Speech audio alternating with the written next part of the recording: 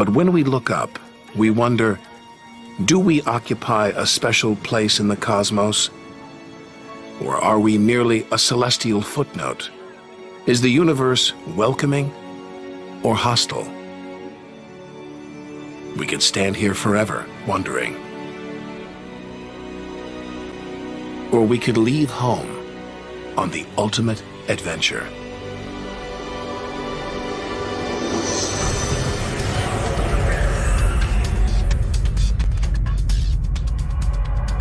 To discover wonders, confront horrors, beautiful new worlds, malevolent dark forces,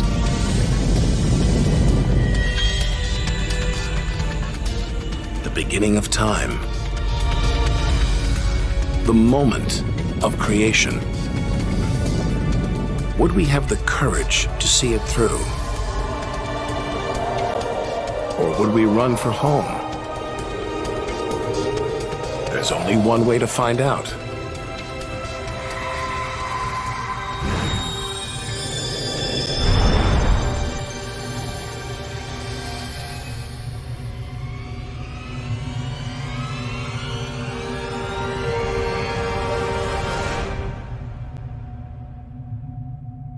Our journey through time and space begins with a single step.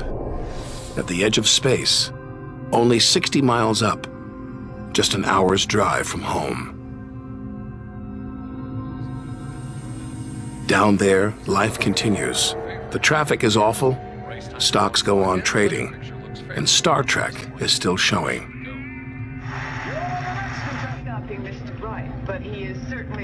The Blue Jays will be without starter Jim Clancy for a couple of weeks. He's having problems this morning. When we return home, if we return home,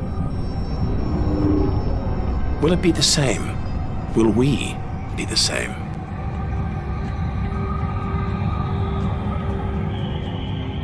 We have to leave all this behind, to dip our toes into the vast dark ocean. On to the moon.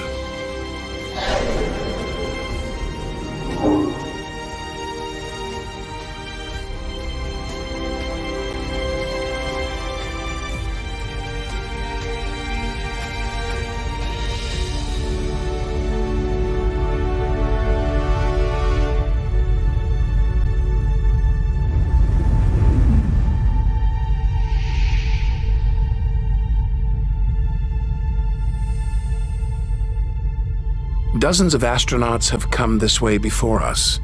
12 walked on the moon itself. Just 250,000 miles from home. 3 days by spacecraft.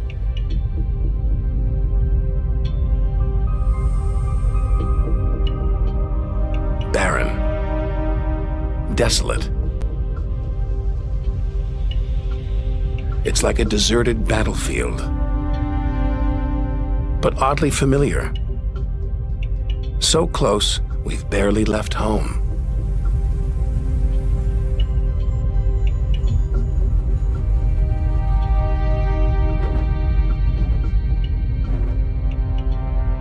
Neil Armstrong's first footprints. Looks like they were made yesterday. There's no air to change them. They could survive for millions of years. Maybe longer than us.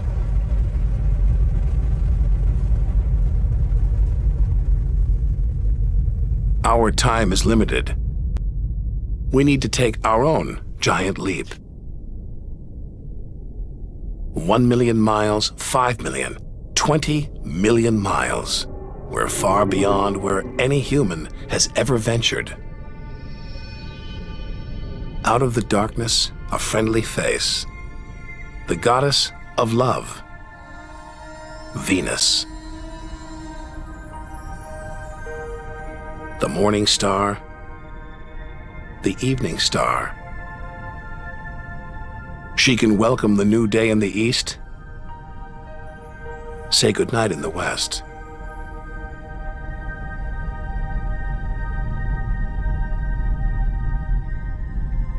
a sister to our planet. She's about the same size and gravity as Earth. We should be safe here. But the Venus Express space probe is setting off alarms. It's telling us these dazzling clouds, they're made of deadly sulfuric acid. The atmosphere is choking with carbon dioxide.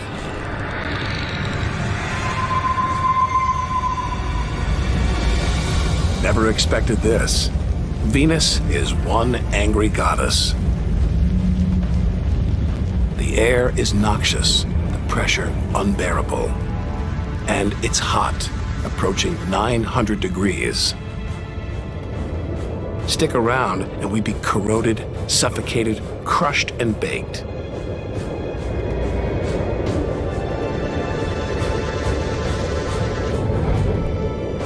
Nothing can survive here. Not even this Soviet robotic probe. Its heavy armor's been trashed by the extreme atmosphere.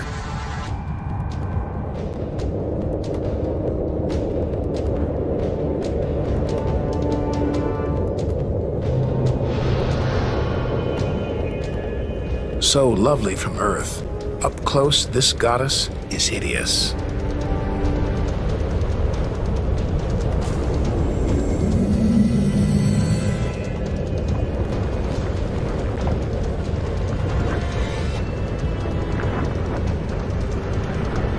She's the sister from hell, pockmarked by thousands of volcanoes. All that carbon dioxide is trapping the sun's heat. Venus is burning up. It's global warming gone wild. Before it took hold, maybe Venus was beautiful, calm, more like her sister planet Earth. So this could be Earth's future. Where are the twinkling stars, the beautiful spheres gliding through space? Maybe we shouldn't be out here. Maybe we should turn back. But there's something about the sun, something hypnotic, like the Medusa, too terrible to look at, too powerful to resist. Luring us onwards, on, like a moth to a flame. Wait, there's something else, obscured by the sun.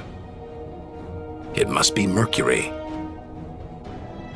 Get too close to the sun, this is what happens. Temperatures swing wildly here. At night, it's minus 275 degrees. Come midday, it's 800 plus. Burnt, then frozen.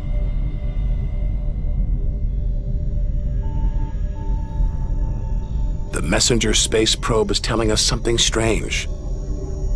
For its size, Mercury has a powerful gravitational pull. It's a huge ball of iron, covered with a thin veneer of rock, the core of what was once a much larger planet. So where's the rest of it? Maybe a stray planet slammed into Mercury, blasting away its outer layers in a deadly game of cosmic pinball. Whole worlds, on the loose, careening wildly across the cosmos, destroying anything in their path. And we're in the middle of it. Vulnerable, exposed, small. Everything is telling us to turn back. But who could defy this? The sun, in all its mesmerizing splendor. Our light, our lives. Everything we do is controlled by the sun, depends on it. It's the Greek god Helios driving his chariot across the sky. The Egyptian god Ra, reborn every day. The summer solstice sun rising at Stonehenge. For millions of years, this was as close as it got to staring into the face of God.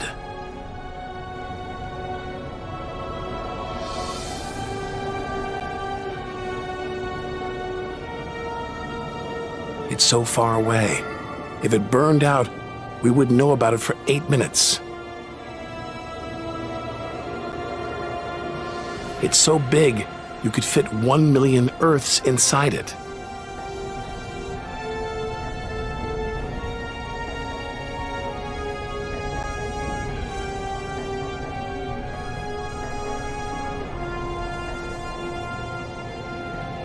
But who needs numbers?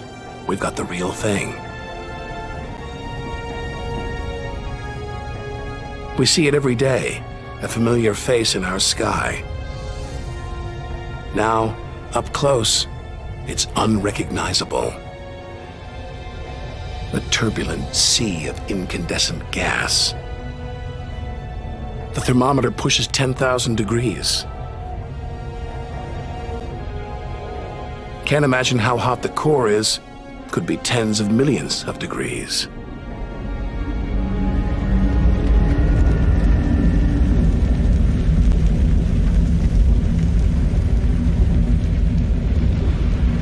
Hot enough to transform millions of tons of matter into energy every second. More than all the energy ever made by mankind. Dwarfing the power of all the nuclear weapons on Earth. Back home, we use this energy for light and heat. But up close, there's nothing comforting about the sun. Its electrical and magnetic forces erupt in giant molten gas loops. Some are larger than a dozen Earths, more powerful than 10 million volcanoes.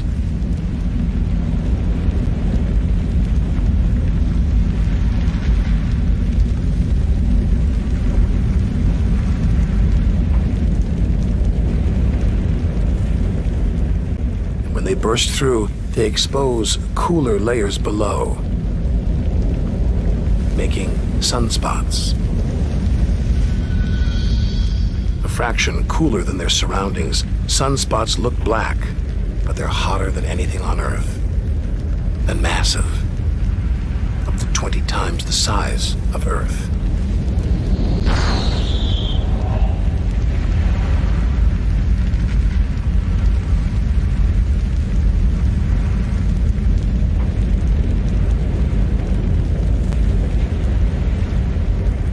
But one day, all this will stop. The sun's fuel will be spent.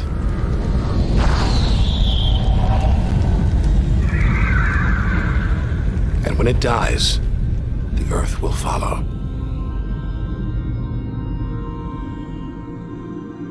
This God creates life, destroys it, and demands we keep our distance.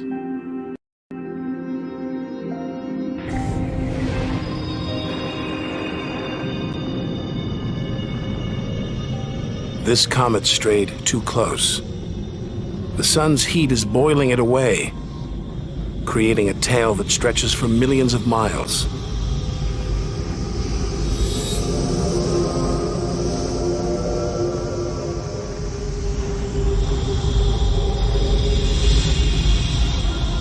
It's freezing in here. There's no doubt where this comet's from, the icy wastes of deep space. But all this steam, geysers and dust, it's the sun again, melting the comet's frozen heart. Strange, a kind of vast, dirty snowball covered in grimy tar.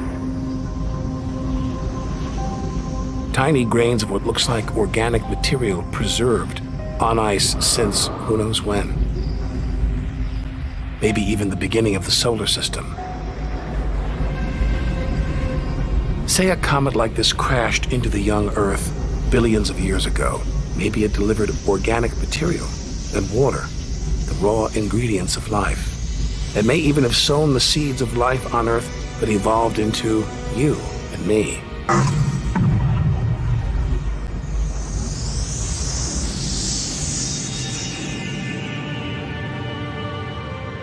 But say it crashed into the Earth now. Think of the dinosaurs, wiped out by a comet or asteroid strike. It's only a question of time. Eventually, one day, we'll go the way of the dinosaurs.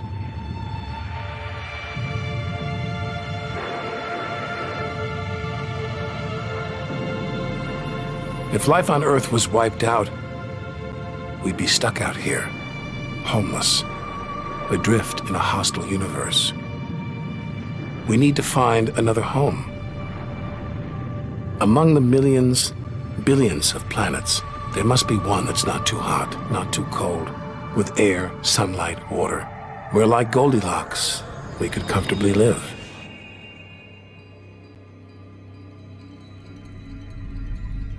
The Red Planet. Unmistakably, Mars. For centuries, we've looked to Mars for company, for signs of life.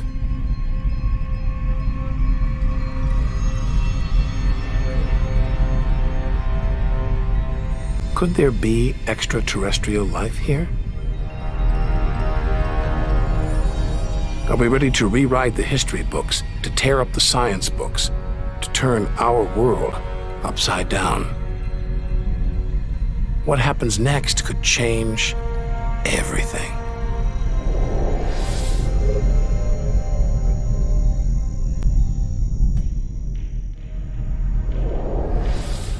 Mars is the planet that most captures our imagination.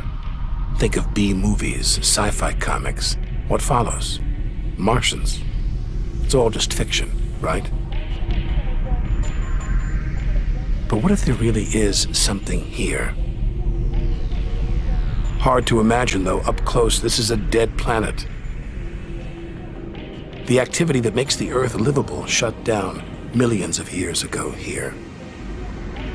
Red and dead. Mars is a giant fossil.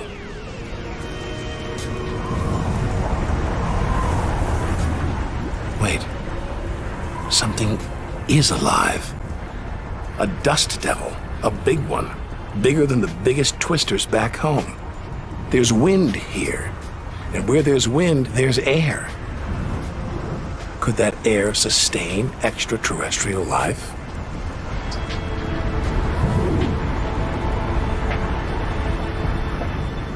It's too thin for us to breathe. And there's no ozone layer. Nothing to protect us against the sun's ultraviolet rays. There is water, but frigid temperatures keep it in a constant deep freeze. It's hard to believe anything could live here. Back on Earth, there are creatures that survive in extreme cold, heat, even in the deepest ocean trenches. It's as though life is a virus. It adapts, spreads. Maybe that's what we're doing right now, carrying the virus of life across the universe. Even in the most extreme conditions, life usually finds a way. But on a dead planet, with no way to replenish its soil, no heat to melt its frozen water,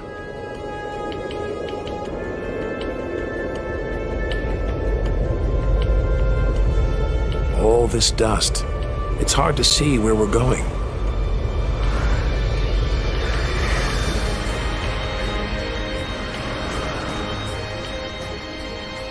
Olympus Mons, named after the home of the Greek gods, a vast, ancient volcano, 3 times higher than Everest. There's no sign of activity. Since its discovery in the 1970s, it's been declared extinct. Hang on. These look like lava flows, but any sign of lava should be long gone, obliterated by meteorite craters, unless this monster isn't dead, just sleeping. There could be magma flowing beneath the crust right now, building up, waiting to be unleashed. Volcanic activity could be melting frozen water in the soil, pumping gases into the atmosphere, recycling minerals and nutrients, creating all the conditions needed for life. This makes the Grand Canyon look like a crack in the sidewalk. Endless desolation. so vast it would stretch all the way across North America. But here, signs of activity, erosion, and what looks like dried up riverbeds. Maybe volcanic activity melted ice in the soil, sending water gushing through this canyon. Underground volcanoes could still be melting ice, creating water. And where there's water, there could be life.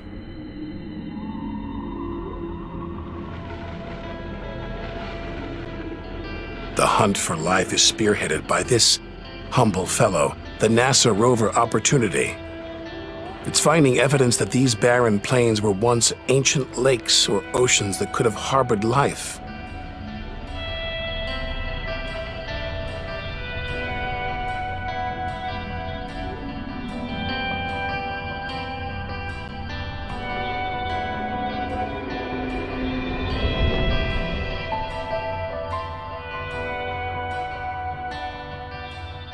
Look at those gullies. Probes orbiting Mars keep spotting new ones. More proof that Mars is alive and kicking. That water is flowing beneath its surface right now, water that could be sustaining Martian life.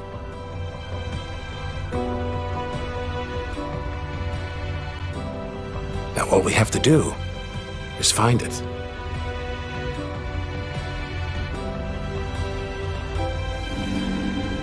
Maybe we've already found what we're looking for on Earth.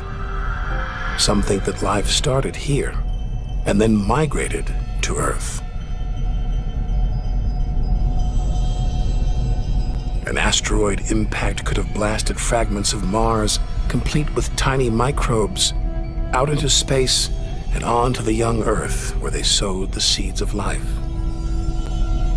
No wonder we find Mars fascinating. This could be our ancestral home. It could be we are all Martians. The Mars we thought we knew is gone, replaced by this new active changing planet. And if we don't know Mars, our next door neighbor, how can we imagine what surprises lie ahead?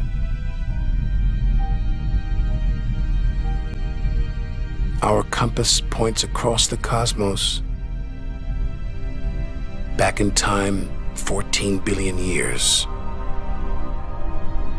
to the moment of creation.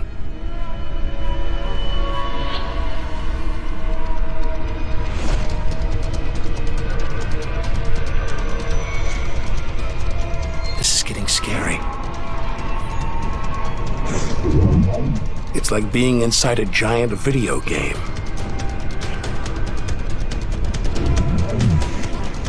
But these are all too real. Asteroids, some of them hundreds of miles wide. This one must be about 20 miles long. And there, perched on it, a space probe. Can't have been easy parking on an asteroid traveling at 50,000 miles an hour. It's a lot of effort just to investigate some rubble. Rubble that regularly collides, breaks up, and rains down on Earth as meteorites. Our ancestors saw shooting stars as magical omens, and they were right. Rubble like this came together to make the planets, including our own. Pretty magical. By dating the meteorites found on Earth, we can tell the planets were born 4.6 billion years ago. These are the birth certificates of our solar system. For some reason, these rocks didn't form into a planet. Something must have stopped them. Something powerful.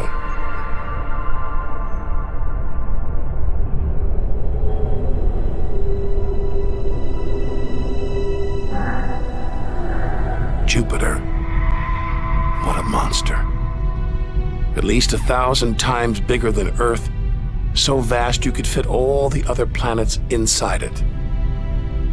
Something this massive dominates its neighbors.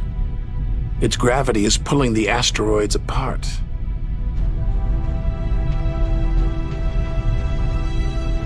And it's breathtaking.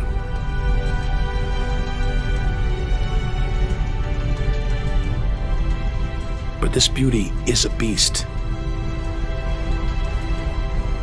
It's almost all gas. Land here and we'd sink straight through its layers into oblivion.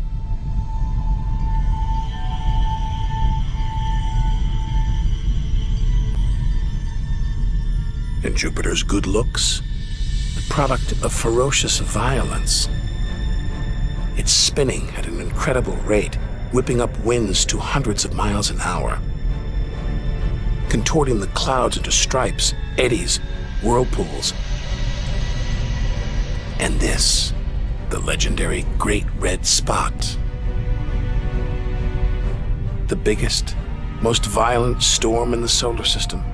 At least 3 times the size of Earth, it's been raging for over 300 years. All these churning clouds must have sparked an electrical storm. Just one bolt is 10,000 times more intense than any at home.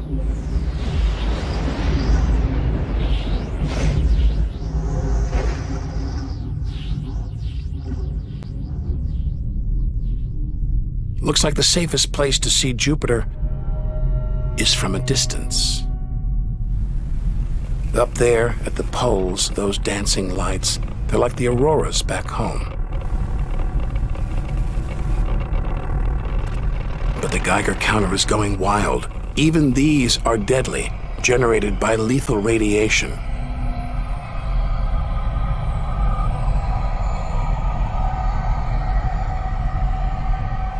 Out here, nothing is what it seems. The universe is full of terrors, traps,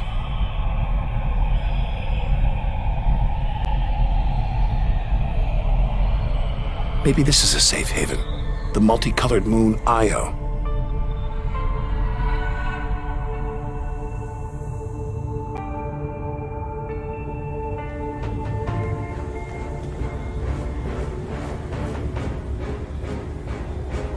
Wrong. Very wrong. Those brilliant colors are molten rock, volcanoes, spewing lava.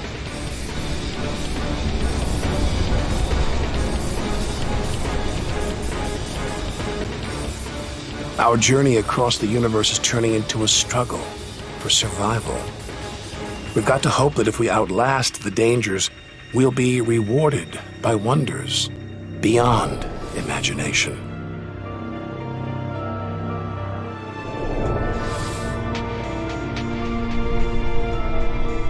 "400 million miles from Earth. Flying a commercial airliner here would take nearly a century. What a weird-looking place. And yet, strangely familiar. A bit like the Arctic, with all that ice, all those ridges and cracks.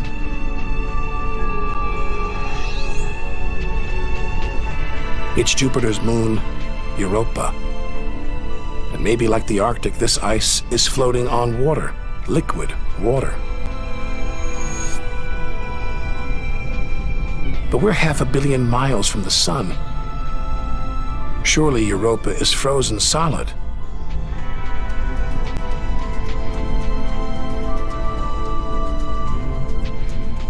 Unless Jupiter's gravity is creating friction deep inside, heating the ice into water, allowing life to develop in the waters beneath its frozen crust.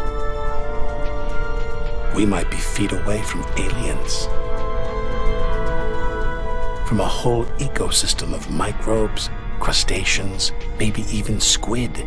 The only thing between us and the possibility of alien life, this layer of ice.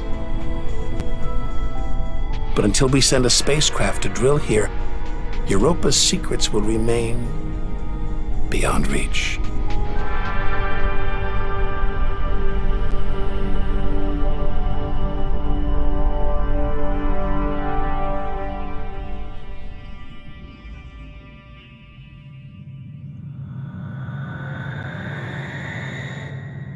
It's captivated our imaginations, haunted our dreams. And here it is, spinning before our eyes. Saturn, named for the Roman god who reigned over a golden age of peace and harmony.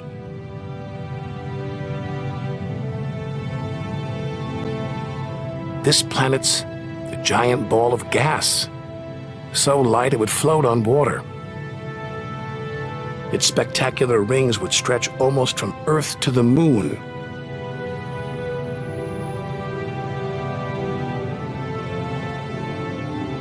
There's the Cassini orbiter. It's picking up ghostly radio emissions, probably generated by auroras around Saturn's poles.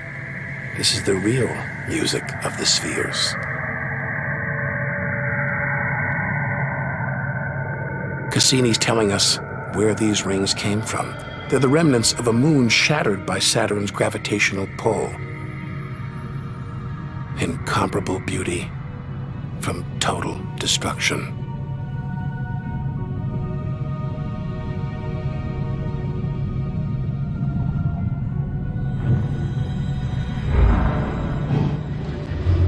Billions of shards of ice, some as small as ice cubes, others the size of houses. They collide, break apart, reassemble. It's like a snapshot of our early solar system. As dust and gas orbited the newly born sun, and gravity worked its magic, pulling the lumps together until from space trash like this, our home emerged.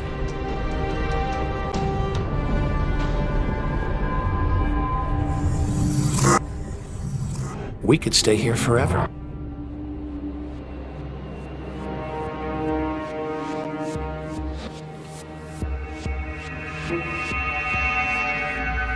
But there's so much further to go, so much more to see.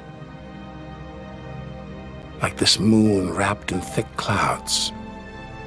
Titan.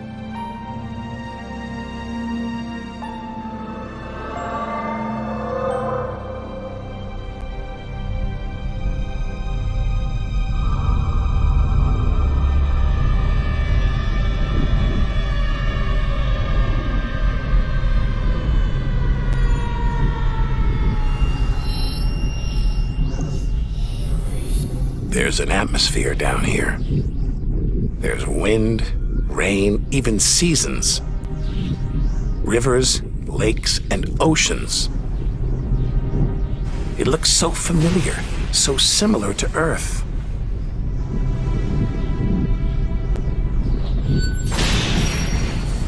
But that's not water. It's liquid natural gas.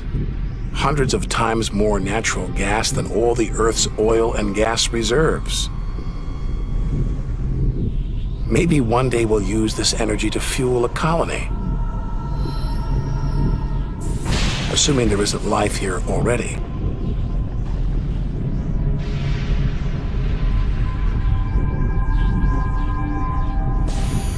The Huygens space probe is here to find out.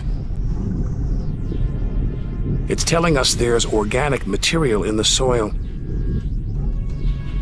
but it's so cold, minus 300 degrees. There's no way life could develop.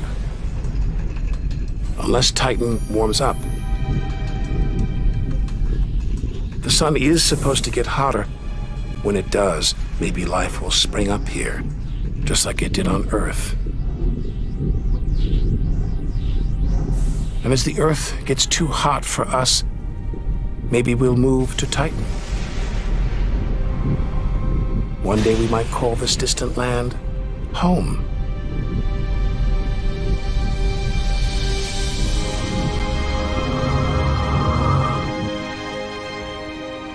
Home, We're at least 700 million miles away now. After this, we lose visual contact with Earth. We're standing on a cliff, looking out over a great chasm that stretches to the beginning of time. Do we have the courage to jump? Sur ce thème du hasard, nous argumentons. Eh bien oui, Grishka. Mais est-il à la portée du cerveau bionique charentais de la droïde d'envisager, que ce soit dans l'avenir du futur du temps X ou dans le passé grec des temps anciens, que le hasard puisse être nié? Peut-être peut-elle comprendre que l'effet du hasard, nous le démentons. Tu as raison, Igor. L'idée que la vie aurait émergé du chaos est une thèse qui nous attriste. Et quand nous l'entendons, nous nous lamentons. Car c'est une chose qui est sûre pour moi, Igor. De l'infiniment grand à l'infiniment petit, la matière qui nous entoure est la conséquence d'un plan indéfini, d'une action fomentée. Tu veux dire, Grishka, que quelque part dans l'univers, des forces créatrices auraient tout planifié en disant « fomentons ». Quant à la matière qui nous entoure, comme tu dis, concerne-t-elle aussi la matière de nos mentons? Eh bien oui, Igor, car nos mentons aussi ont été fomentés. Ce qui ne veut pas dire que ce sont des faux mentons. Si nos mentons étaient faux, Grishka, cela voudrait dire que nous mentons. Ça n'est pas le cas, Igor, mais revenons à notre livre dans lequel nous reprenons la formule d'Einstein. Dieu ne joue pas au dé. C'est une très belle formule, Igor, mais l'expérimentation permettra de la confirmer. Donc je dis expérimentons. Mais pour savoir si Dieu ne joue pas au dé, il faudrait quand même lui proposer une partie de craps ou de 421. Eh bien oui, Igor, mais où aller? Je ne vois qu'un seul endroit pour ça, Grishka. On Earth. Sleeping, eating, working, doing sports, and personal hygiene are all still part of the daily routine. However, due to zero gravity, these things are associated with some challenges and difficulties, and take up more time and require more effort for the astronauts. In the morning, the astronauts can decide when exactly they want to get up. They have to attend the morning conference with the ground stations to discuss the daily schedule, though. The clocks on the ISS are set to London time to make sure that astronauts from different countries do not sleep and work at different times, because there aren't really day and night on the space station, since within a span of 24 hours, the sun rises and sets several times. Showering and brushing your teeth in the morning aren't as easy as you might think. After all, there is no running water on the ISS because the droplets would simply float around in the room, and there would be a risk that they could get into technical equipment and cause it to break. Water is therefore made available in bags with a straw, similar to drinking bottles. First, you squeeze out a droplet of water, then you pick it up with your toothbrush. After that, you repeat the same thing with your toothpaste. For cleaning yourself, you can either use wet cloths or a shower head which you have to press directly onto your skin, and which immediately sucks in the used water afterwards. The toilet does not work with water but with negative pressure. If they don't want to hold themselves in place for the whole time, the astronauts have to strap themselves to the toilet. There's even a system on the ISS which can purify urine and turn it into drinking water. The wet cloths for cleaning themselves are hung in a drying room where the water is processed and reused as well, since the astronauts can't simply take tons of water with them to the space station. Luckily, astronaut meals from a tube don't exist anymore. Now, astronauts eat normal dishes, which are taken to the space station in the form of cans or simply freeze-dried. Later, dishes like pasta with a nice sauce or vegetables and meat can be eaten in space. The menu is put together on the ground, and each of the crew members gets 3 meals with some snacks a day. If they get hungry, all they have to do is moisten and warm up the food and then eat it directly from the container with a spoon. However, they have to make sure to bring the spoon to their mouth fast enough to keep the food from floating around in the air. Crumbs or grains are avoided as well as possible, since similar to the water, the crumbs could get into cracks. Space bread has a wrap-like consistency, and the food is generally quite soggy. In addition, the dishes are flavored much more than on Earth, because zero gravity causes much more blood to flow into the upper body and the head, so that the mucous membranes swell, as when having a cold, this causes you to not be able to taste much. Sports and fitness are particularly important in space. Every day, the astronauts have to exercise for 2 hours to counteract any muscle loss caused by the minimal strain due to weightlessness. For this, they have to use stationary bikes and lift weights. Back on Earth, they have to continue that for a while and also strengthen their bones, as these often get softer in space as well. During the day, the astronauts carry out the planned research and experiments and take care of any household chores at the station. After having dinner together, there is another conference with the ground stations to transmit the results of the day. Afterwards, the astronauts are finished and can play board games, watch movies, call their families, or enjoy the breathtaking view of the Earth.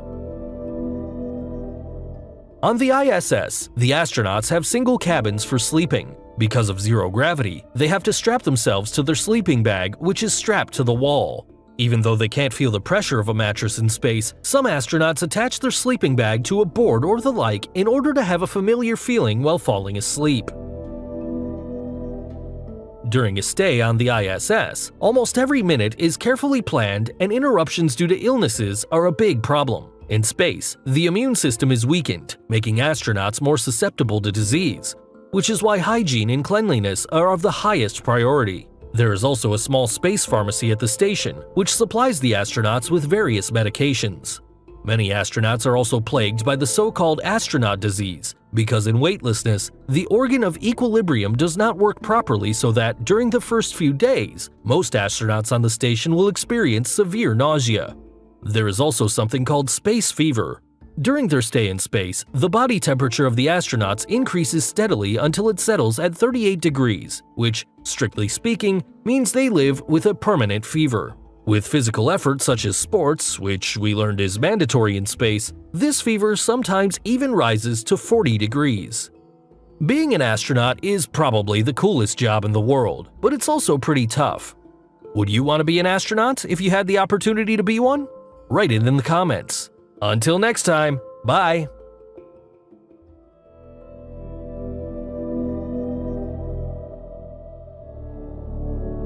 À laquelle ce nouveau siècle devra répondre, c'est l'existence des extraterrestres. Il y a pour cela deux pistes et les scientifiques travaillent très sérieusement à résoudre cette énigme. La première piste est simple. Y a-t-il une vie extraterrestre? Eh bien, vous allez voir qu'on trouve des indices de cette vie d'ores et déjà sur Terre. Chaque jour, il tombe plus de 100 tonnes de météorites sur Terre. Et c'est en étudiant ces matériaux qui viennent des quatre coins de l'univers que l'on espère prouver que la vie n'est pas une exclusivité de notre planète. Nous sommes au Muséum d'Histoire Naturelle à Paris, dans la galerie de minéralogie. On appelle cet endroit la salle du trésor, difficile d'y pénétrer. C'est ici, à l'abri de portes et de vitres blindées, que l'on conserve les pierres précieuses. Parmi elles, ces cailloux qui n'ont l'air de rien, mais qui sont pourtant d'une valeur inestimable. Ce sont des météorites, des pierres tombées du ciel. Et ce sont elles qui intéressent au plus haut point les deux chercheurs. Ce qu'ils espèrent y trouver, la preuve irréfutable que la vie existe ailleurs que sur Terre.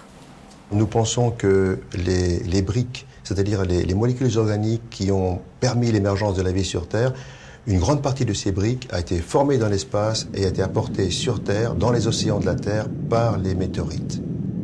Et le deuxième aspect, on espère que les météorites ont pu apporter, ce sont de bons véhicules pour apporter sur Terre peut-être des bactéries fossilisées et voire même des bactéries vivantes. Dans cette météorite tombée il y a 30 ans en Australie, les scientifiques ont découvert une véritable mine. Ils ont trouvé du carbone, des acides aminés et des constituants d'ADN. Presque tout ce qu'il faut pour faire un être vivant. Ces ingrédients viennent de l'espace. L'univers n'est pas aussi stérile qu'on le croyait. Pour en être sûr, les scientifiques ont décidé d'étudier de près les comètes, ces gros cailloux qui voyagent dans l'espace, et ils préparent une mission incroyable. Une sonde va bientôt se poser sur l'une d'entre elles, la comète Virtanen. Elle analysera la composition du noyau, un noyau qui semble très riche en molécules de toutes sortes, des molécules indispensables à la vie. Ce sont peut-être les comètes et les météorites qui ont apporté ces molécules sur Terre il y a 4 milliards d'années. Si c'est le cas, elles ont pu le faire n'importe où dans l'univers. La vie a donc pu se développer sur d'autres planètes, et peut-être pas très loin de chez nous. Les planètes de notre système solaire, si arides en apparence, abritent sans doute des formes de vie primitives. Comme nous ne disposons pas d'échantillons de sol provenant de ces planètes, les exobiologistes tentent de recréer ces mondes extraterrestres en laboratoire. C'est ce qu'ils ont fait ici, à l'université de Créteil. Dans cet énorme tube, les scientifiques ont mis de l'azote, un peu de méthane et quelques hydrocarbures. Ils ont recréé exactement l'atmosphère de Titan, l'un des satellites de Saturne. C'est la seule planète du système solaire à posséder une atmosphère aussi dense que celle de la Terre. Le but de cette expérience, savoir si la vie extraterrestre peut s'y développer. Et pour ça, il faut d'abord trouver des endroits propices. Propices à abriter la vie, mais aussi propices à ce que la vie puisse y apparaître. Sur Titan, on s'attend à ce qu'il y ait toutes les molécules faites de carbone qui ont conduit à la vie sur Terre, mais il manque cet ingrédient indispensable, l'eau liquide, qui permet à toutes ces molécules de se complexifier. L'eau liquide reste indispensable au développement de la vie. Et là où les exobiologistes comptent bien trouver des organismes vivants, c'est sur Mars, même si cela fait longtemps qu'on ne croit plus aux Martiens. Il y a plus d'un siècle, on pensait à une vie intelligente et technologiquement avancée sur Mars.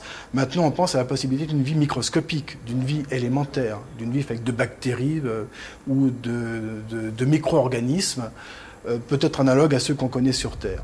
Car les scientifiques savent qu'il y a encore de l'eau sur Mars enfouie dans le sous-sol. Et ils s'interrogent toujours sur les résultats des analyses effectuées par les sondes américaines. Ont-elles découvert de la vie en 1976 ? Pour en avoir le cœur net, de nouvelles sondes vont se poser sur cette planète d'ici 5 ans. Leur mission, ramener des échantillons et surtout chercher de l'eau et des bactéries martiennes. Dans notre système solaire, il y a un autre endroit où l'on est sûr de trouver de l'eau liquide. C'est Europe, un des satellites de Jupiter situé à plus de 800 millions de kilomètres de la Terre. La planète est entièrement recouverte d'une croûte de glace. Cette croûte semble cassée par endroits et ressemble à une banquise. Sous la glace, il y a sûrement un océan dans lequel on devrait trouver de la vie. Avant de se rendre sur Europe, les exobiologistes vérifient leur théorie ici. Nous sommes au beau milieu de l'Antarctique, à la station russe de Vostok. Les scientifiques sont persuadés que les conditions qui règnent ici sont les mêmes que sur Europe. Sous 4 km de glace, on vient d'y découvrir un lac isolé du monde depuis 500 000 ans. Les chercheurs ont réussi à effectuer un forage jusqu'à moins 3600 mètres. Ils ont atteint une glace faite de l'eau du lac qui a regelé. Pour le moment, il n'est pas question de toucher ce lac profond de 500 mètres. On risquerait de le polluer. C'est ici, au laboratoire de glaciologie de Grenoble, qu'on étudie une partie des échantillons de Vostok. Mais c'est dans le lac, et surtout dans les sédiments qui se sont déposés au fond, que les biologistes pensent qu'on peut trouver de la vie. Il me semble que s'il y a une zone intéressante à aller étudier, c'est la zone du fond du lac. Bien évidemment, aujourd'hui, elle n'est pas encore accessible. Quand on regarde la qualité de la glace de regel, qui normalement représente la qualité de l'eau, c'est de l'eau très pure. Si à un moment vous avez du matériel, eh bien c'est du matériel qui a pu se déposer au fond. On n'oublie pas que c'est un lac relativement calme, hein, il n'y a pas d'écoulement, c'est pas une rivière. Donc au fond on peut avoir une sédimentation et dans cette sédimentation avoir des organismes. S'il y a de la vie dans ce lac, il y a de la vie sur Europe et elle ressemblera peut-être à ça. Ces oasis des grandes profondeurs découvertes au fond de l'océan Pacifique, là où on pensait que rien ne pouvait vivre. Des poissons, des crustacés qui vivent à plus de 11 km de la surface, aux côtés de ces fumées noires des cheminées volcaniques. Un enfer. Près des cheminées, il fait plus de 100 degrés. L'obscurité est totale et pourtant, il y a de la vie. D'ici 10 ans, une sonde partira pour Europe. Si on y trouve des créatures extraterrestres, on saura que nous ne sommes pas seuls dans l'univers et qu'au-delà de notre système solaire, il y a peut-être d'autres planètes bleues comme la Terre et donc d'autres civilisations. Ces recherches vont bientôt nous donner des réponses sur l'abondance de la vie dans l'espace. S'il se confirme qu'il y a de la vie sur Mars, si on en trouve des traces sur le satellite Europe, cela veut dire qu'il y a de très grandes chances d'en trouver partout ailleurs dans l'univers. Il y a une deuxième grande question. Y a-t-il quelque part une vie, une civilisation intelligente avec qui nous pourrions communiquer ? Là encore, les scientifiques y croient, ils se sont mis au travail et pas que les scientifiques d'ailleurs. Regardez. Cet appareil sera le premier à entrer en contact avec les extraterrestres. Comme chaque année, cet homme, un astronome américain, s'installe pour quelques semaines avec son équipe à l'observatoire d'Arecibo, sur une île des Caraïbes, Puerto Rico. Il n'a qu'une seule certitude, nous ne sommes pas seuls dans l'univers. Ce qu'il vient chercher ici, c'est un message, la preuve de l'existence d'une civilisation extraterrestre. Et pour cela, il dispose d'un budget annuel de 23 millions de francs et d'un outil unique sur Terre, cet immense radiotélescope. Construit en pleine jungle, il y a un peu plus de 35 ans, il écoute les bruits du cosmos. C'est le plus gros radiotélescope du monde. Il fait 305 mètres de diamètre. Et c'est important qu'il soit très grand, car plus il est grand, plus il est sensible, et cela compte beaucoup parce que nous recherchons des signaux très faibles qui viennent des extraterrestres, et pour cela, il faut un télescope qui soit très sensible. Et le télescope d'Arecibo est si sensible qu'il peut capter des ondes radio venues du plus profond de l'univers. Avec lui, on pourrait entendre un téléphone portable sonnant sur Jupiter à plus de 800 millions de kilomètres de la Terre. C'est exactement ce que Seth Shostak espère enregistrer un jour. Ça doit bien faire 170 mètres de haut, et ça, ce sont les plus gros câbles métalliques du monde. Nous écoutons les ondes hertziennes, après tout, c'est un radiotélescope. Ce sont des ondes comme celles que l'on trouve chez soi dans son four à micro-ondes. Elles peuvent aller facilement d'une étoile à l'autre sans être gênées par les interférences ou les poussières qu'il y a entre les étoiles. Quand on veut communiquer dans l'espace, utiliser les ondes hertziennes est un bon moyen. À chaque instant, nos télévisions, nos radios ou nos satellites émettent des ondes hertziennes, des ondes qui partent dans l'espace. Et le pari de Seth Shostak, c'est que s'il existe une autre civilisation quelque part dans l'univers, elle fait sûrement la même chose. Ce qu'il cherche à capter, c'est un signal émis sur une fréquence hertzienne, car un tel signal ne peut être qu'artificiel, créé par un être vivant. En fait, il utilise le radiotélescope comme un immense récepteur radio, en écoutant chaque fréquence exactement comme quand on recherche une station sur son poste radio.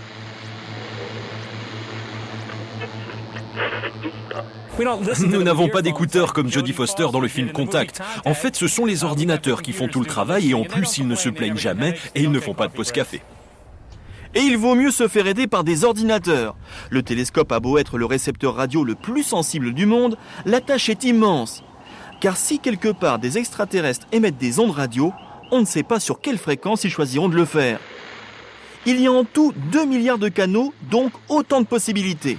2 milliards de canaux, et ça pour chaque point du ciel. De plus, le télescope n'écoute pas la totalité de l'espace. Malgré sa taille, l'équivalent de 25 terrains de football, le miroir du télescope ne capte que les ondes venant d'une infime partie du ciel. Les scientifiques n'ont aucune idée de l'endroit d'où elles peuvent provenir. Seule certitude, s'il existe une civilisation extraterrestre, elle vit sur une planète, près d'une étoile. Il faut donc essayer chaque étoile au hasard. Et rien que dans notre galaxie des étoiles, il y en a des milliards. Il est 18h, le soir tombe sur Arecibo. Une nouvelle nuit d'écoute commence. Le télescope se positionne. La première cible choisie est une étoile située à 110 années-lumière de la Terre, soit plus de 100 000 milliards de kilomètres. Dans la salle de contrôle, Seth et ses collègues se préparent pour une longue nuit d'attente. C'est donc l'ordinateur qui fait tout le travail. Pour passer au crible toutes les fréquences possibles, cela prend des heures. Vers 10h, l'ordinateur donne une première alerte. Ce trait sur l'écran, c'est le signe qu'il a entendu quelque chose. Il est là, et on peut voir qu'il baisse en fréquence, comme un satellite. J'ai bien peur que ce soit un satellite. Nous l'avons entendu même lorsque nous avons pointé loin de l'étoile. Quelle que soit sa nature, ça vient des êtres humains. Pour en être certain, Seth déplace de nouveau le télescope. L'ordinateur perçoit toujours le même signal. Celui-ci ne vient décidément pas du fin fond de l'univers, mais de bien plus près.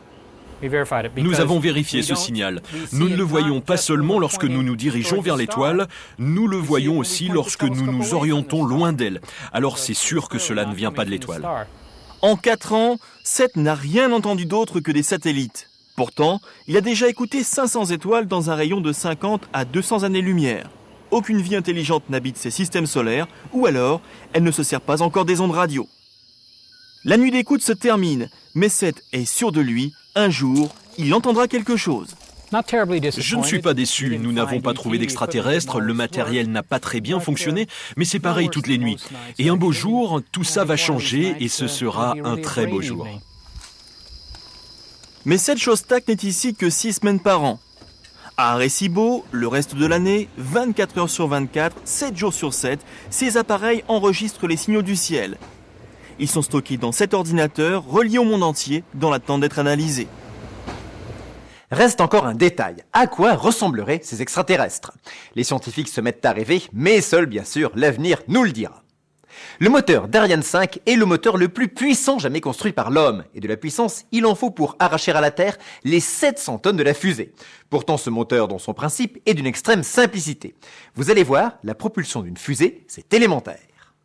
3, 2, 1, top.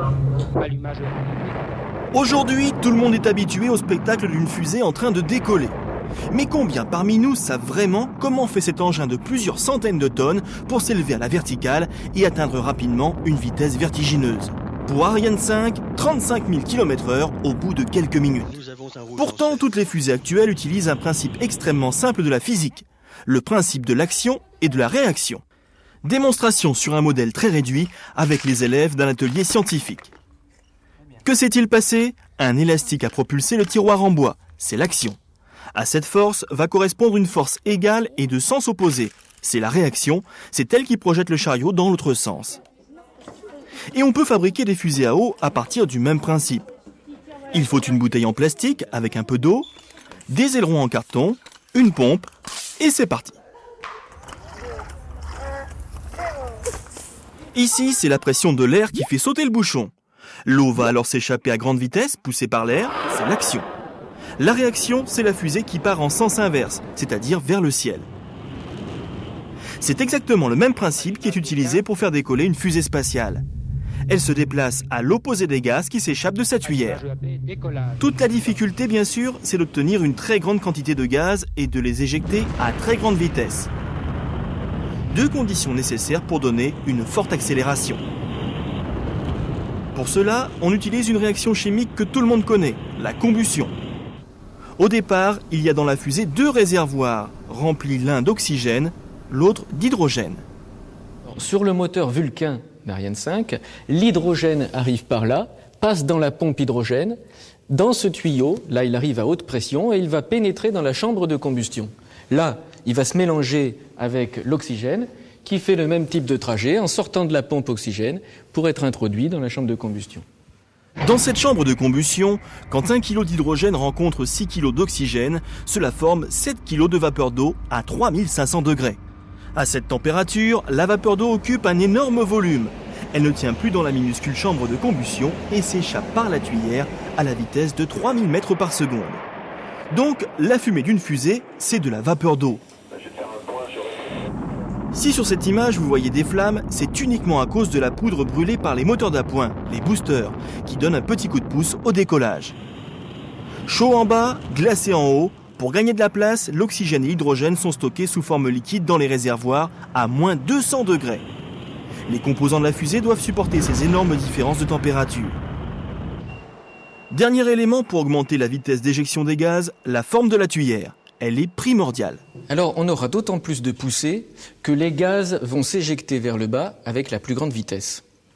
Donc on va produire ces gaz dans la chambre de combustion et ils vont être tout d'abord accélérés par cette partie de tuyère convergente et de nouveau accélérés encore plus par cette partie qui s'évase et qu'on appelle le divergent. Et cette tuyère doit être aérodynamique. Pendant sa traversée de l'atmosphère terrestre, il ne faut pas qu'elle freine la fusée. Équipée de cette façon, une fusée Ariane 5 que l'on voit ici développe une poussée gigantesque. En effet, les gaz permettent de soulever 1400 tonnes au décollage. Comme la fusée ne pèse que 700 tonnes, elle est soulevée comme une plume. Au bout de 10 minutes, elle est déjà à 200 km de haut, une belle performance. Et pourtant, le principe du moteur fusée n'a pas changé depuis 1926, date de son invention par l'américain Goddard. Alors, que nous réserve l'avenir ?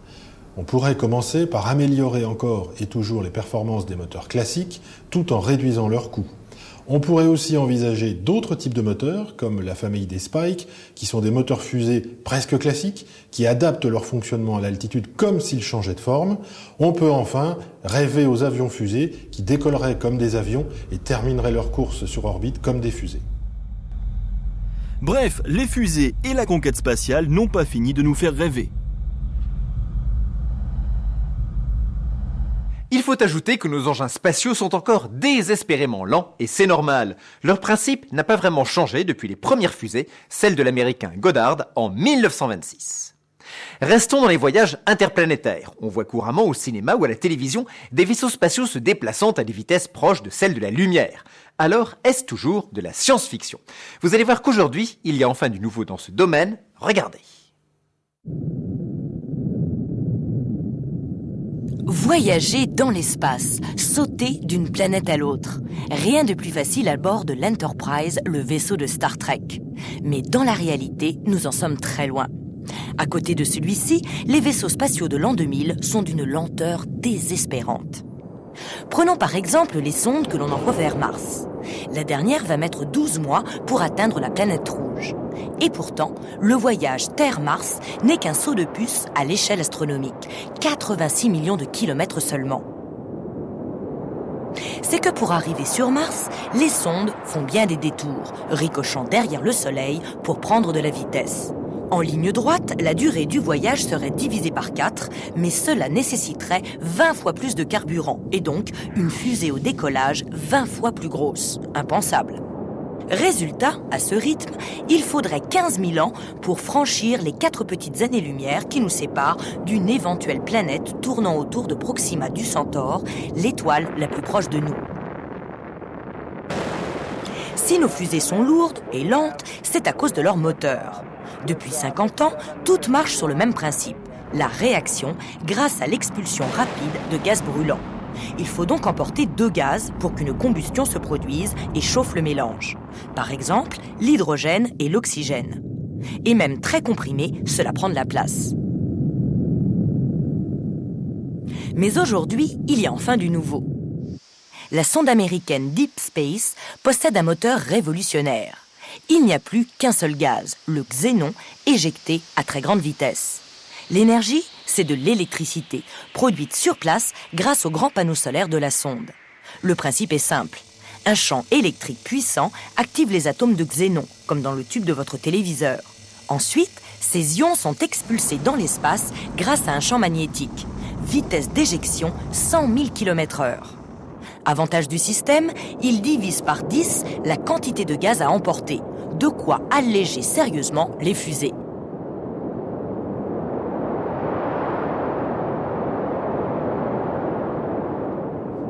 Deuxième problème, la vitesse.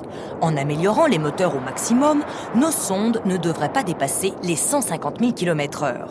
Or, à ce rythme, il faudrait tout de même 7000 ans pour parcourir une petite année-lumière, l'unité de base des distances entre les étoiles. Pour l'instant, nous sommes donc condamnés à ne visiter que les planètes voisines. L'espace profond nous est interdit. Mais on entrevoit déjà un moyen d'aller beaucoup plus vite. Il consiste à utiliser la lumière comme moyen de propulsion. Par exemple, celle qu'envoie le Soleil. La lumière est constituée d'innombrables particules, les photons, qui poussent les objets qu'elle rencontre. Les scientifiques ont ainsi imaginé de superbes voiliers de l'espace qui voyageraient ainsi aux confins de l'univers. Mais plus on s'éloigne dans l'espace, plus la puissance lumineuse du Soleil diminue. Alors, que faire lorsque l'on sera loin du Soleil? Décembre 97, désert du Nouveau-Mexique. Tout est en place pour une des plus fantastiques expériences de cette fin de siècle. Faire voler un objet sur un tapis de lumière, fourni ici par un laser très puissant. Premier vol réussi. Évidemment, pour l'instant, le vaisseau spatial ne fait que quelques grammes. Mais on peut imaginer à l'avenir des lasers très puissants, placés sur des satellites tournant en orbite autour de la Terre. Ces lasers pousseraient à des vitesses proches de celles de la lumière de vraies sondes spatiales. Cette technique nous ouvrira-t-elle enfin la porte des étoiles ? Rappelons que la vitesse de la lumière est de 300 000 km par seconde. Petit calcul, si cette technique est vraiment mise au point, il faudra seulement entre 4 et 23 minutes pour parcourir la distance Terre-Mars. Restons dans le futur en l'an 2100. Fini fusée ou vaisseau spatial, imaginez que l'on puisse aller dans l'espace en montant simplement dans un ascenseur. Science-fiction, et pourtant, découvrez cette incroyable aventure technologique, l'ascenseur spatial. Aujourd'hui, le seul moyen d'aller dans l'espace coûte horriblement cher, c'est la fusée. Dans un siècle, celle-ci sera peut-être remplacée par une technologie 100 fois plus économique.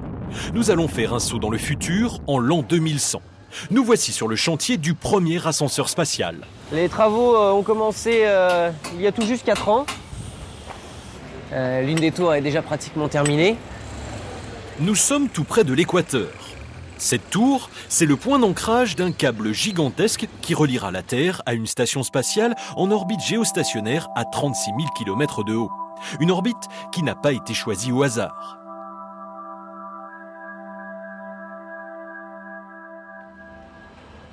À 36 000 km d'altitude, au-dessus de nos têtes, vraiment à la verticale, les satellites vont exactement à la même vitesse que la Terre. C'est donc très simple de réaliser une jonction entre la Terre et la station orbitale grâce à un câble très léger, très solide, dont voici un élément qui est constitué en nanotubes de carbone. Ce matériau, découvert en 1991, est 6 fois plus léger et 100 fois plus solide que l'acier. C'est grâce à lui que l'ascenseur orbital est devenu possible. Dans l'espace aussi, les travaux ont commencé. Le câble va être dans quelques jours lentement descendu vers la Terre. Il faudra l'accrocher solidement. Dans les basses couches de l'atmosphère, il devra résister au vent. C'est le long de ce câble que circuleront les cabines magnétiques de l'ascenseur. Vitesse dans le vide spatial, 6000 km/h. Durée du voyage Terre-Station spatiale, 6 heures. L'électricité nécessaire à la propulsion des cabines sera produite sur place grâce à des capteurs solaires. Pour alimenter le système de propulsion, tous les 1000 km seront placés des panneaux solaires qui produiront environ 70% de l'énergie nécessaire. Les 30% restants seront récupérés à partir de l'énergie perdue lors du freinage des cabines descendantes. Revenons dans le présent. L'ascenseur spatial est-il une utopie ou un vrai projet pour le siècle à venir? Nous avons posé la question à Nicolas Prantzos, un astrophysicien. Le grand problème, c'est la construction de l'ascenseur. Elle mettra en œuvre des câbles gigantesques. Il faut que le poids du câble qui descend vers la Terre soit équilibré par un autre câble, une autre excroissance qui sort du satellite et qui va dans l'espace lointain.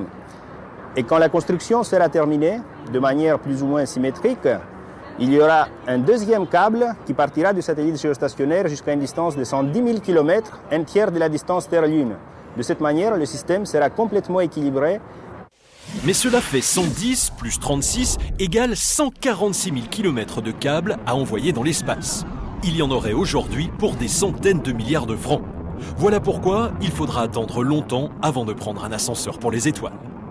Malheureusement, je ne serai pas là pour voir cela. Autre grand défi des astronomes pour les années à venir, la conquête de Mars. Pour l'instant, on se contente d'y envoyer des engins automatiques. Mais dans quelques années, c'est l'homme lui-même qui posera le pied sur le sol de la planète rouge. Ce sera le début d'une grande aventure qui finira, tenez-vous bien, par la transformation de Mars en une planète habitable comme la Terre. Comment va-t-on procéder? Découvrez les techniques de la terraformation. Ames, près de San Francisco, une ancienne base secrète de la marine américaine dans laquelle nous avons pu pénétrer pour rencontrer les scientifiques qui préparent les futures missions martiennes. Le programme n'est pas encore officiel, mais le but ici, c'est bien de préparer la colonisation de la planète rouge. Pour étudier Mars, la NASA a fait appel aux meilleurs géologues du monde. Edmond Grain et Nathalie Cabrol sont français. Ils sont chargés de choisir les régions les plus propices à une future mission d'exploration de Mars. À 70 mètres de résolution. Depuis peu, ils disposent d'un outil révolutionnaire, un simulateur de planète. Unique au monde, il offre une vue de Mars en 3 dimensions et à 360 degrés. Elle a été reconstituée grâce aux images envoyées par le robot Pathfinder qui a été sur Mars en 1997. Cette vue permet aux chercheurs de voir le relief comme s'ils étaient sur la planète rouge. D'un seul coup, vous avez le relief, vous avez ces espèces de petites crêtes que l'on découvre beaucoup mieux, et la distribution des rochers tout autour.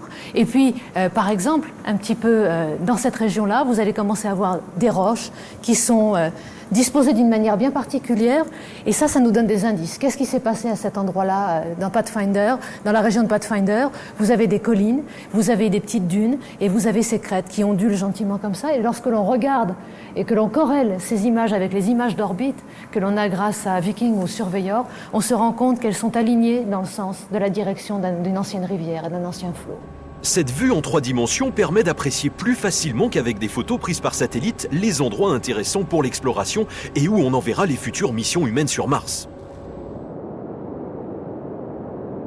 Mais avant d'envoyer des hommes, un véritable débarquement de sondes et de robots aura lieu.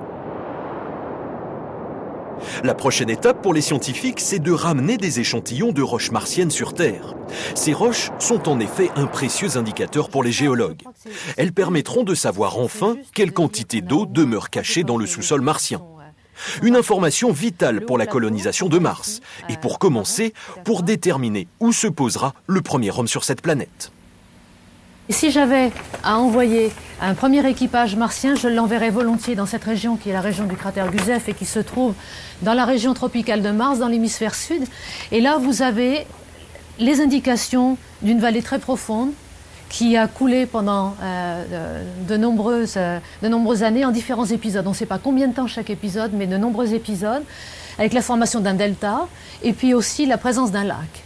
Et l'homme, s'il veut survivre sur Mars, il a besoin d'eau aussi. Il a besoin d'eau non simplement pour vivre tous les jours, mais aussi pour faire des ressources et pour entretenir sa base et avoir de l'énergie et pouvoir survivre. On espère que l'eau est toujours présente sur Mars, dans le sous-sol de Mars. Et donc les endroits où l'eau est possiblement aujourd'hui, c'est les endroits où on veut aller pour mettre des bases martiennes. Mais chercher des lieux d'atterrissage pour les futures missions martiennes, ça se fait également sur Terre. Nous sommes dans la Death Valley, le désert de la mort près de Las Vegas. Si le ciel n'était pas bleu, on pourrait se croire sur Mars. Pour les scientifiques de la NASA, ce paysage aride ressemble à s'y tromper à certaines régions de la planète rouge.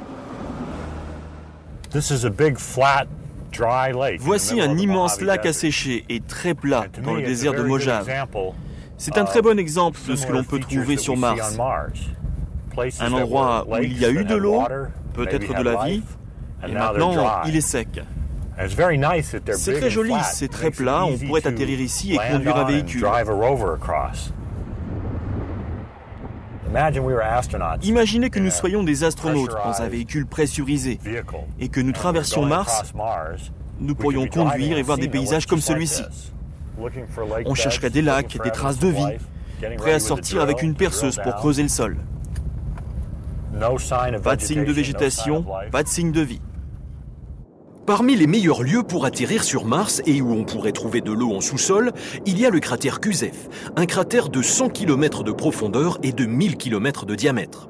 Et Mars, ce sont aussi les plus hautes montagnes et les plus grandes plaines de tout le système solaire. Le choix est donc vaste. Mais aller sur Mars, c'est une aventure hors du commun. Au plus près de la Terre, la planète rouge est quand même à 55 millions de kilomètres.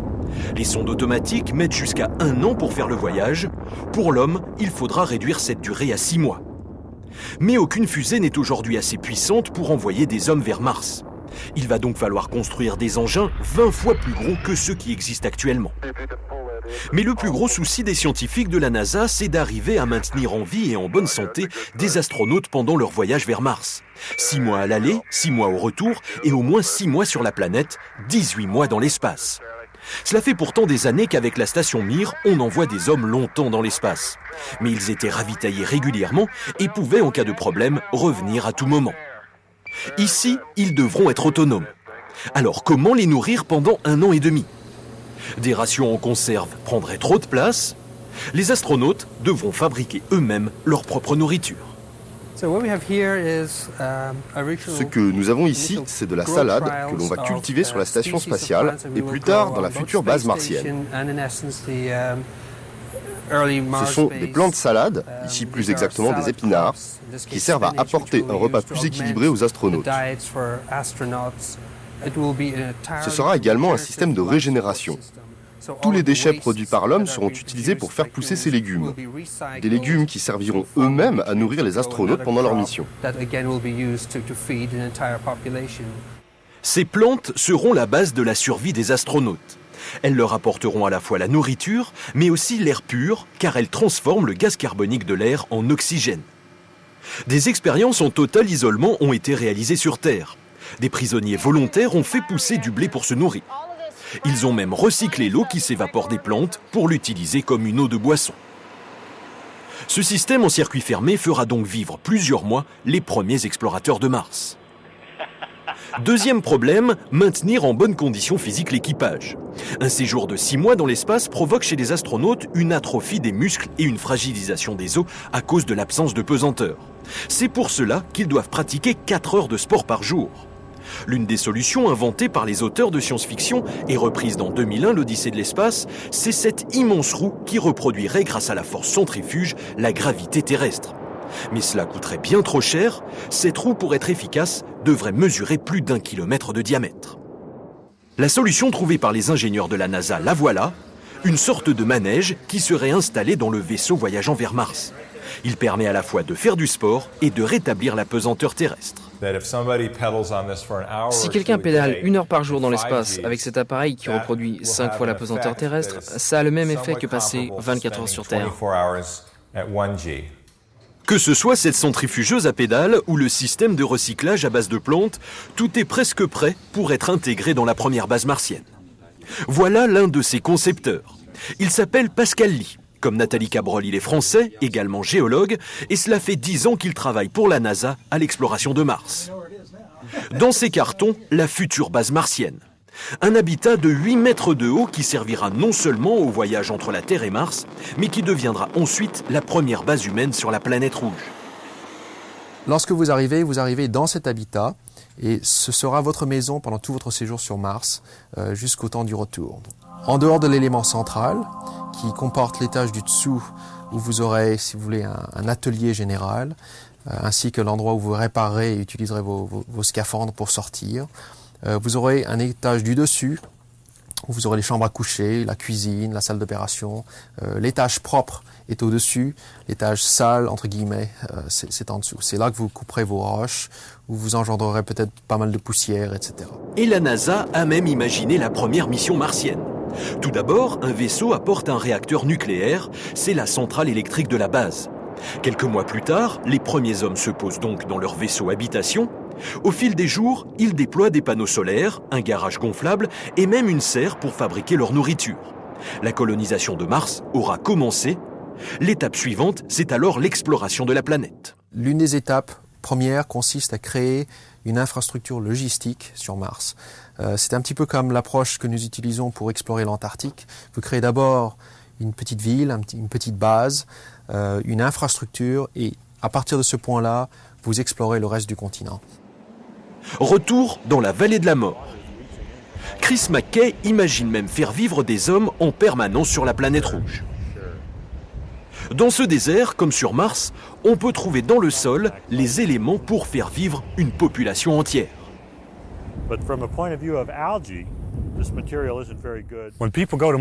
Quand les gens iront sur Mars, ils auront besoin d'oxygène, comme sur Terre. Quand l'homme est allé sur la Lune, il a dû emporter avec lui tout ce dont il avait besoin. Mais sur Mars, on peut fabriquer des choses sur place. Il y a du dioxyde de carbone dans l'atmosphère et on peut l'utiliser pour fabriquer de l'oxygène. Les plantes peuvent le faire, mais on peut aussi le faire avec des machines. Pour l'eau, c'est pareil. Il y a de l'eau dans l'atmosphère, mais aussi dans le sol. Le sol martien est composé de rochers qui paraissent très secs, comme celui-ci qui semble très sec. Mais lorsqu'on le chauffe, il libère de l'eau, à peu près 1% par kilo. C'est ce qui nous permet d'imaginer une immense base sur Mars qui serait entièrement autonome parce que tout ce dont on a besoin, la nourriture, l'eau, l'oxygène, se trouve sur la surface martienne. Mais ce chercheur va encore plus loin. En donnant un petit coup de pouce à Mars, on pourrait la rendre vivable comme la Terre, en pratiquant le terraforming. Le terraforming, c'est recréer une nouvelle Terre à partir de Mars. Il suffirait d'envoyer dans l'atmosphère de Mars du gaz carbonique et des gaz à effet de serre pour la réchauffer. En quelques centaines d'années, la température augmenterait, faisant fondre la glace qui se trouve au pôle et sous la croûte martienne. L'eau reviendrait à la surface. Il n'y aurait plus alors qu'à introduire des plantes adaptées qui dégageraient de l'oxygène. Par exemple, des algues microscopiques capables de se développer dans les pires conditions. Ces algues, Chris McKay les a trouvées en plein cœur du désert, à l'intérieur de rochers. Elles sont ainsi capables de vivre sans eau et à des températures incroyables. Grâce à elles, Mars pourrait devenir une nouvelle planète bleue. Dans un sens, les algues ont créé la Terre comme elle est aujourd'hui. L'oxygène que nous respirons a été créé par les algues. Cette sorte d'algues précisément. Ça a été l'un des premiers organismes terrestres et c'est le premier organisme qui pourrait faire de Mars un environnement où pourrait se développer la vie. Ces algues vont créer de l'oxygène et de la matière organique et finalement, au cours du temps, elles vont créer un environnement pour que les autres formes de vie se développent. L'idée paraît folle, mais elle est aujourd'hui réalisable. Dans 20 à 30 ans, l'homme débarquera donc sur Mars, et dans 1000 ans, les premiers enfants martiens pourront se promener dans ce paysage comme s'ils étaient sur Terre. L'homme aura commencé à coloniser l'espace.